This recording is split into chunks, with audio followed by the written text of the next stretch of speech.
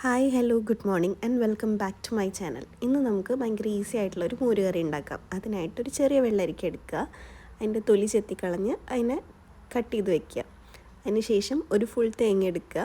നമുക്ക് തേങ്ങ അവൈലബിൾ ആയ കാരണം നമുക്കൊരു ഫുൾ തേങ്ങ യൂസ് ചെയ്യാം. പുറത്തൊക്കെ ഉള്ളവർക്ക് അതിൻ്റേതായ ലിമിറ്റേഷൻസ് ഉണ്ടാവും. സോ ഈ ഒരു പരുവത്തിലേക്ക് വെള്ളരിക്കയുടെ പീസസ് കട്ട് ചെയ്ത് വയ്ക്കുക. തേങ്ങ ചിരകി അതിൻ്റെ പാലെടുത്ത് വയ്ക്കുക. ഇനി ആ കട്ട് ചെയ്ത് വെച്ചതിലേക്ക് ഒരു 3 ടേബിൾ സ്പൂൺ മുളക് പൊടി ഇടുക. തോനിട്ട് കഴിഞ്ഞാൽ കളർ മാറും, അതുകൊണ്ട് നമുക്ക് പച്ചമുളക് യൂസ് ചെയ്യാം. പിന്നെ ഒരു ടീസ്പൂൺ മഞ്ഞൾപ്പൊടി, കുറച്ചധികം വേപ്പിൻ്റെ ഇല, ഒരു ചെറിയ കഷ്ണം ഇഞ്ചി ചെറുതാക്കി അരിഞ്ഞ് വെച്ചത്, ഒരു 4 പച്ചമുളക് എരിവിനനുസരിച്ച്.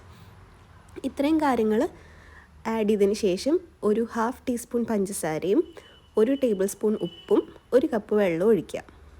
ഇതൊഴിച്ച് ഇതൊന്ന് മിക്സ് ചെയ്യുക. ഇതൊക്കെ നമ്മൾ സ്റ്റൗവിൽ വെക്കണേക്കാളും മുന്നെയാണ് കേട്ടോ ചെയ്യുന്നത്. ഇതെല്ലാം മിക്സ് ചെയ്തതിന് ശേഷം അടുപ്പിൽ വെക്കുക, ഗ്യാസ് ഓൺ ചെയ്യുക. മീഡിയം ടു ഹൈ ഫ്ലെയിമിൽ നമുക്കിത് കുക്ക് ചെയ്യാം.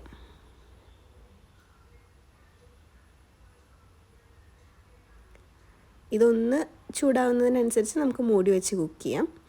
ഇടയ്ക്കൊന്ന് തുറന്ന് ഇളക്കിയിട്ട് കൊടുത്താൽ മതി, പെട്ടെന്നൊന്നും അടിയിൽ പിടിക്കില്ല, വെള്ളം ഉണ്ടല്ലോ.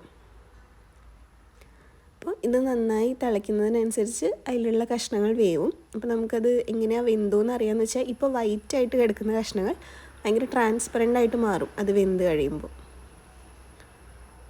അപ്പോൾ ഇടയ്ക്കിടയ്ക്ക് നമ്മൾ ലിഡ് തുറന്നൊന്ന് നോക്കണം, ഓക്കെ അല്ലേ, വെള്ളമില്ലേ എന്നൊക്കെ. അപ്പോൾ ഓൾമോസ്റ്റ് അത് വെന്തിട്ടുണ്ട്. അപ്പോൾ അതിൻ്റെ കളർ മാറിയതായിട്ട് നമുക്ക് കാണാം. ഇനി അതിലേക്ക് നമ്മൾ ഒരു ഫുൾ തേങ്ങ ചിരകിയതിൻ്റെ പാലെടുത്തിട്ട് ആ പാല് ഫുള്ളായിട്ട് അതിലേക്ക് ഒഴിക്കുകയാണ്. അതിൻ്റെ കളർ മാറുന്നത് കാണാൻ ഭയങ്കര രസമാണ്. ഇപ്പോൾ ആ റെഡിഷ് കളറിൽ നിന്ന് കുറച്ചും കൂടി ലൈറ്റർ ഷെയ്ഡിലേക്ക് വന്നു. ഇനി നമ്മളിതിലേക്ക് ഇപ്പോൾ മെഷറിംഗ് കപ്പിൻ്റെ അളവിൽ പറയുകയാണെങ്കിൽ 220 ml ആണെങ്കിൽ ഒരു 3 to 3.5 അത്രയും കപ്പ് തൈര് ഒന്ന് മിക്സിയിൽ അടിച്ചു കഴിഞ്ഞാൽ നല്ല തിക്കായിട്ടുള്ള മോരായിട്ട് കിട്ടും. അതും കൂടെ നമ്മളിതിലേക്ക് ആഡ് ചെയ്തു. ഇതും കൂടെ ആഡ് ചെയ്ത് കഴിഞ്ഞാൽ നമ്മളുടെ കുക്കിംഗ് പരിപാടി കഴിഞ്ഞു. ഇനി ജസ്റ്റ് ടേസ്റ്റ് ബാലൻസ് ചെയ്യുക എന്നുള്ളത് മാത്രമാണ്. നമ്മൾ മോരൊഴിച്ച് കഴിഞ്ഞാൽ പിന്നെ ഇളക്കിക്കൊണ്ടേ ഇരിക്കണം, അല്ലെങ്കിൽ പിരിയുമെന്നാണ് പറയപ്പെടുന്നത്. ഞാനത് പരീക്ഷ നോക്കിയിട്ടില്ല. നമ്മൾ കഷ്ടപ്പെട്ടുണ്ടാക്കുന്നൊരു സാധനം പരീക്ഷണത്തിൻ്റെ പേരിൽ പിരിച്ച് കളയണ്ടല്ലോ. അപ്പോൾ നന്നായിട്ട് ഇളക്കുക, തള വരുന്നത് വരെ ഇളക്കിക്കൊണ്ടിരിക്കണം. നന്നായി തിളച്ച് കഴിഞ്ഞാൽ നമുക്ക് ഓഫ് ചെയ്യാം. ഇതിനിടയിൽ നമുക്ക് ഉപ്പൊക്കെ നോക്കാം. ഉപ്പ് കുറവാണെന്നുണ്ടെങ്കിൽ കുറച്ച് ഉപ്പ് ആഡ് ചെയ്യാവുന്നതാണ്. സ്ഥിരം ഉണ്ടാക്കുന്ന കാരണം നമ്മുടെ വീടുകളിൽ അവർക്ക് അളവ് കൃത്യമായിട്ട് അറിയുന്നുണ്ടാവും. നമ്മൾ ആദ്യമായിട്ട് ഉണ്ടാക്കുമ്പോൾ എപ്പോഴും ഉപ്പ് നോക്കുക. എന്നിട്ട് തിളച്ച് വന്നു കഴിഞ്ഞാൽ ഓഫ് ചെയ്യുക. ഓഫ് ചെയ്താലും ഒരു 2 മിനിറ്റും കൂടെ വീണ്ടും ഒന്ന് ഇളക്കുക. ആ ചൂട് ജസ്റ്റ് ഒന്ന് വിടുന്നത് വരെ 2 മിനിറ്റ് ഇളക്കിയാൽ മതിയാവും. എന്നിട്ട് അതൊരു ഭാഗത്തേക്ക് മാറ്റി വയ്ക്കുക. അപ്പോൾ അതിൻ്റെ കളർ കാണാൻ എന്താ രസമല്ലേ. അതിന് ശേഷം നമുക്കത് വറുത്തിടാൻ വേണ്ടിയിട്ട് ഒരു ചീനച്ചട്ടി വയ്ക്കുക. അതിലേക്കൊരു 3 ടേബിൾ സ്പൂൺ വെളിച്ചെണ്ണ ഒഴിക്കുക. ഒരു 1/4 ടീസ്പൂൺ ഉലുവ ഇടുക. ഉലുവ പൊട്ടണ വരെ വെയിറ്റ് ചെയ്യുക. ഉലുവ പൊട്ടിക്കഴിഞ്ഞാൽ നമുക്ക് നെക്സ്റ്റ് ഒരു 1/2 ടീസ്പൂൺ കടുക് ആഡ് ചെയ്യാം. കടുക് പൊട്ടും.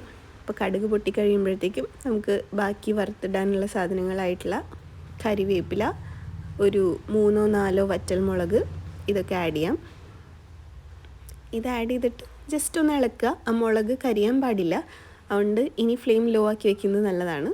അപ്പോൾ അതൊന്ന് ഇളക്കി കഴിഞ്ഞ് കഴിഞ്ഞാൽ വറുത്തിടാനുള്ള സെറ്റപ്പ് റെഡി ആയിട്ടുണ്ട്. അത് കഴിഞ്ഞ് ഇത് നമ്മൾ നേരത്തെ ഉണ്ടാക്കി വെച്ച കറിയിലേക്ക് ആഡ് ചെയ്യുക. ഇപ്പോൾ ഒരു സ്മെല്ല് വരും, അത് സൂപ്പറാണ്. അപ്പോൾ നമ്മുടെ ഈസി ടേസ്റ്റി മോരുകറി ഡൺ. ഇതിൻ്റെ കൂടെ ഒരു ഉണക്കമീനും കൂടി ഉണ്ടെങ്കിൽ കംപ്ലീറ്റ്, വേറെ ഒന്നും വേണ്ട. ഉണക്കമീൻ ഇഷ്ടമില്ലാത്തവർക്ക് പപ്പടം വെച്ച് അഡ്ജസ്റ്റ് ചെയ്യാം, കൊണ്ടാട്ടമുളക് വെച്ച് അഡ്ജസ്റ്റ് ചെയ്യാം. അങ്ങനെ അതാണ് അതിൻ്റെ കോംബോ. Thank you.